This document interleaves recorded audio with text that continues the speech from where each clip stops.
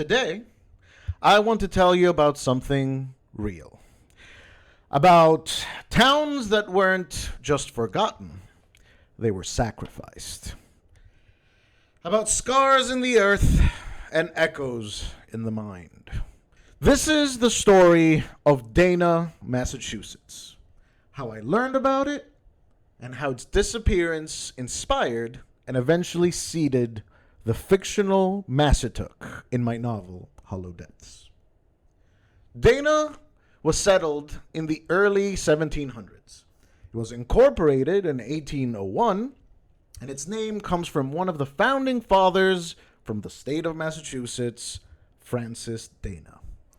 It was located in an area called the Swift River Valley, along with several other towns. On April 28, 1938, Dana was disincorporated. No longer a town, no longer a place where people would live. The roads ended, the people left, houses were dismantled and moved, sold, or torn down. Cemeteries uprooted, the dead leaving with the living. And yet, not everything vanished into the night.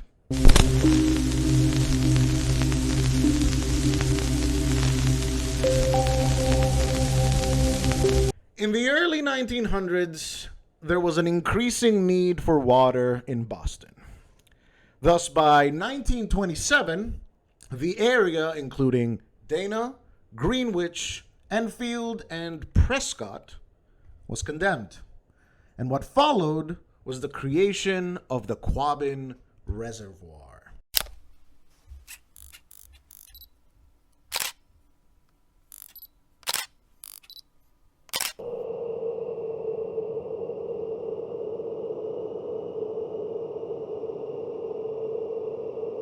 Let me read a quote from Helen Town, who was a child when her family left their farm in Enfield. People started talking about taking the valley in the 1800s.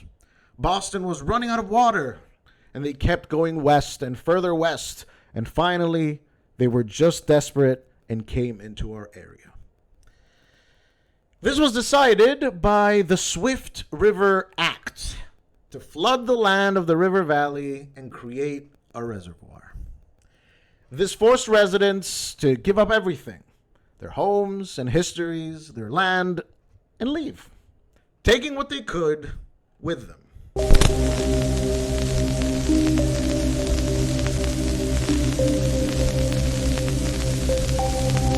While the buildings were gone, fragments remained.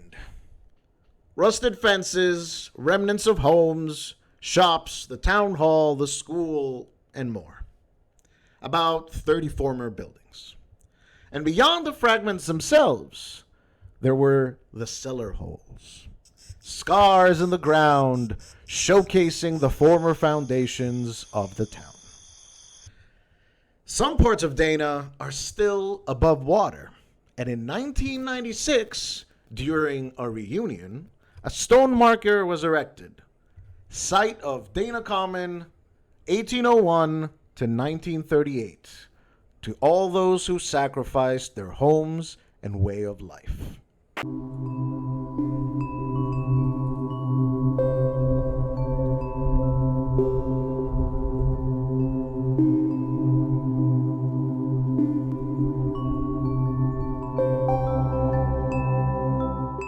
Visitors can walk some of the old roads, like Old Dana Road, Gate 40, and see the remnants, the cellar holes, stone walls, the town's bones, quietly being reclaimed by forest and time. But what can't be reclaimed are the emotions, the loss.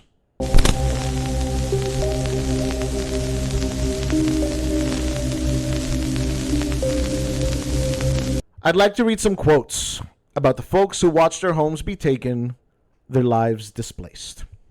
They weren't paid anything for moving expenses. They didn't get any help to find a new place to live. They weren't given anything for loss of trade or loss of business. This comes from a 2008 piece from the Worcester Telegram and Gazette, which included another quote from Elizabeth Pierce, then president of the Swift River Valley Historical Society. I found it particularly intriguing. She said, "It was bitter for those people who had to move, and sweet for those people who got the water." You can tell how little care was given for the residents. In the same piece, Andrew Madison, an interpreter at the Quabbin Visitor Center, said, "The people who were forced to move out were only paid for their house and the land it was on. They weren't paid anything for moving expenses. They didn't get any help to find a new place to live. They weren't given anything for loss of trade or loss of business. So it really hurt them, and some people are still sore about it to this day."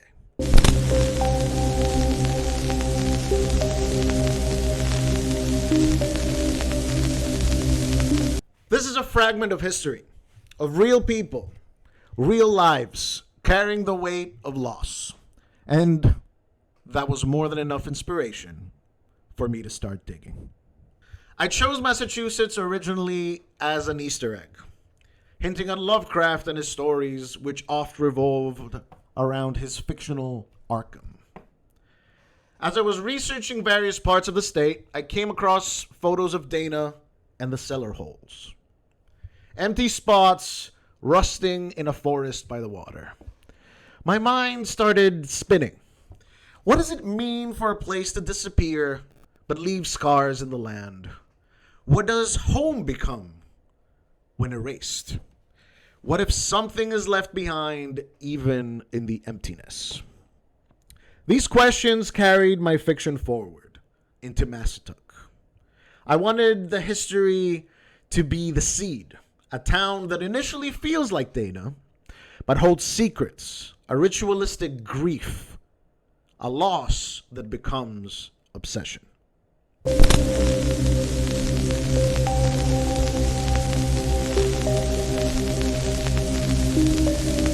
So, the land of Dana, the old valley, the swift river's bend, it's not a simple story, nor is it a clean one. It's a dark memory, one of absence and dismissal. For me, the cellar holes became eyes, ghosts of the past pressed into the soil, looking back at the people who dared to leave them there. When water flooded parts of the valley, some roads ended under reservoir levels, but others remained open, leading to nothing, or to hidden trace foundations in the woods. A path to nowhere, an endless crossroad. This lie in the land, paths with no destination, fences that stand alone, that's the kind of thing I built into Macituk. Places of eldritch memory, unable to be forgotten, whether in reality or in fantasy. Macituk might be fiction, but it's not empty or nebulous. Its roots and its wilderness are part of our own reality. The emotional scars of Dana, families displaced, memories lost, foundations left behind, they become part of the soul of the novel.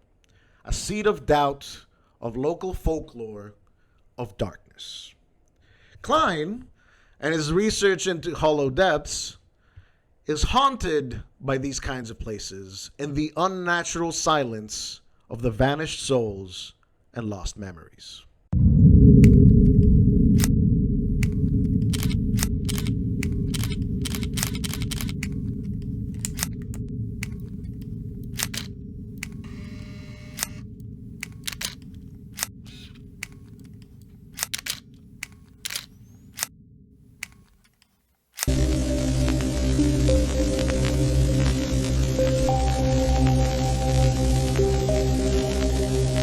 I want you to imagine walking through what once was a home. Imagine the foundations under moss, an empty cellar, the chilling quiet. Imagine stories whispered by stones and the wind. Next time, I'll dive deeper into the fiction itself, into Macituk, the nearby town of Kiwamsu, and the shadows and scars that Klein obsesses over. For the curious, I'm linking sources for the images and the stories of Dana below. And as always, descend these hollow depths.